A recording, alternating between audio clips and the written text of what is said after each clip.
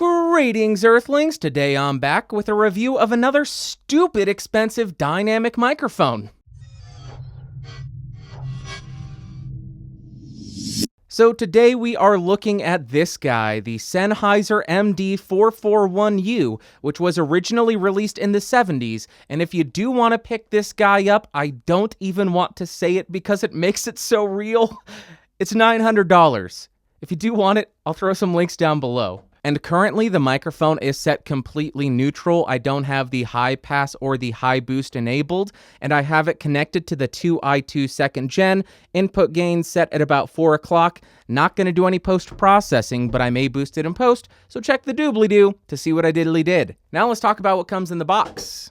Just like the MD421, this one also comes with a nice hard-shell plastic storage box. You will obviously get the microphone. You get this oddly shaped microphone clip to fit the oddly shaped microphone. You get a 5/8 to 3/8 inch microphone stand adapter, and you get some documentation. Then as far as the build quality, this microphone feels absolutely incredible. It does have an all-metal body as well as a metal mesh grill, which does have a little bit of give to it, so I would be concerned about dropping this thing. On the sides, you'll find this nice, sexy leather or fake leather accent. You'll find a high boost switch. You'll find the same 5-way high pass selection dial as the MD421-2, and you'll find an XLR port on the back. As far as the specs, this thing has a super-cardioid polar pattern, a frequency response of 30 Hz to 20 kHz, a sensitivity of approximately -55 decibels, and an impedance of 200 ohms. Now you better go ahead and grab some popcorn because we're gonna go ahead and test 10 different settings on this thing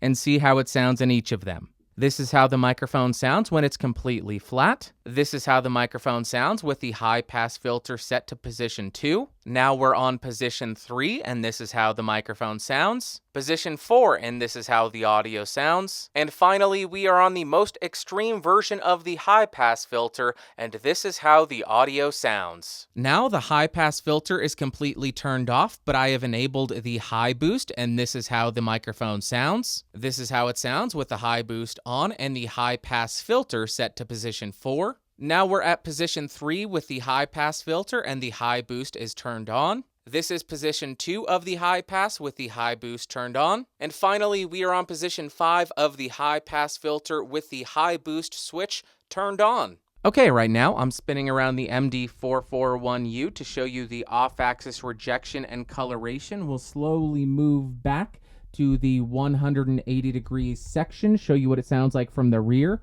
Continuing around the microphone, showing you the null area around here.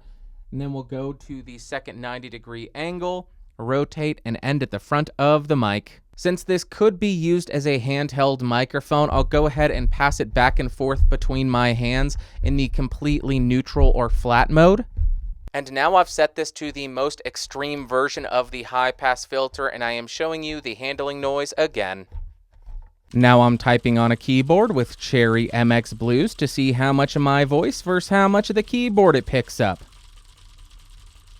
Now I'm right on top of the microphone to test the proximity effect with the high pass filter turned off and the high boost turned on, and this is how the audio sounds. I still have the high boost turned on, but I have now gone to position 4 on the high pass filter, and this is how it sounds. 1 foot away from the microphone, 2 feet away from the microphone, and 4 feet away from the microphone. Now let's test the plosives with the high pass filter completely turned off. Please bring pizza pronto. Please bring pizza pronto. Please bring pizza pronto. And now let's test the plosives with the high pass filter set to position 3 or the middle selection. Please bring pizza pronto. Please bring pizza pronto. Please bring pizza pronto.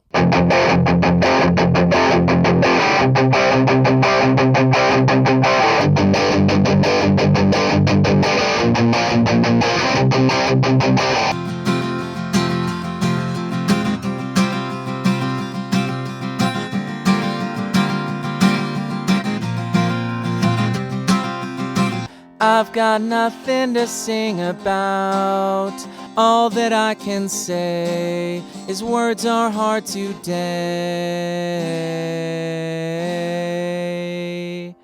Words are hard today merch. link in the bio, smash that like button, or something. God, I feel dirty. Now, I understand that this is a classic microphone with almost a textbook super-cardioid polar pattern, and what I'm about to say is not going to be a popular opinion, but I just don't think this microphone is worth the $900 price tag. But first up, in terms of pros, this thing did do an amazing job with background noise rejection. It also has a bunch of switches and dials and doobly-doos to help you get the right tone for whatever you're recording. It also has a very good build quality, and this is completely unrelated to the microphone, but Sennheiser had some of the best customer service I've ever had when it came to dealing with this microphone. And then in terms of cons, we got the $900 price tag, the $900 price tag, and the $900 price tag. And this microphone is also very, very expensive. Now, as far as my overall thoughts on the electric guitar, I think you're able to get some very interesting and useful tones. If you're looking for a more vintage tone, just leave the high boost turned off and you can play around with the high pass. But if you're looking for a more modern, more aggressive, more prominent high-end sound, just initialize the high boost and you're pretty good to go. Then on the acoustic guitar, I really wasn't impressed with this microphone. Even with the high boost enabled and a little bit of a high pass, it sounded a bit boxy, and I just don't think this mic is voiced properly for that instrument. Then for singing, I think this microphone really shines in live environments or environments where there's a lot of ambient noise. I heard this microphone sound incredible on a Scary Pockets recording, and if you're on stage, the super-cardioid polar pattern is going to be very beneficial for you, and if you're looking for a microphone with more detail and clarity up top with the extension up through 20 kilohertz, this is going to be a very good option for that. And lastly, for spoken word, I am just on the fence about it. I went back and forth so many times between liking it and disliking it that I lost count.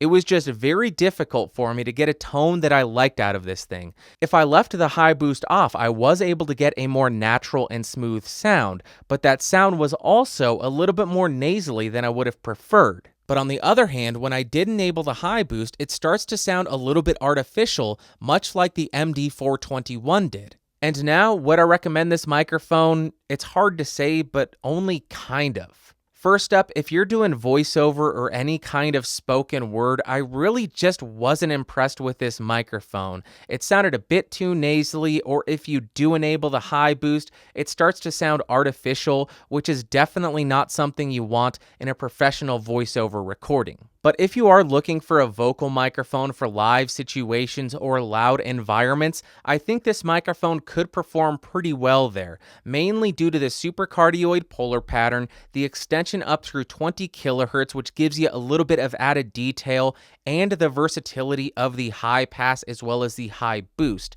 But the price tag of $900 really makes me reluctant to recommend it for live use because you're not going to want to damage this thing. You're going to want to baby it because it does cost $900. And lastly, if you are recording instruments in the studio, I am sure that this microphone would perform very, very well.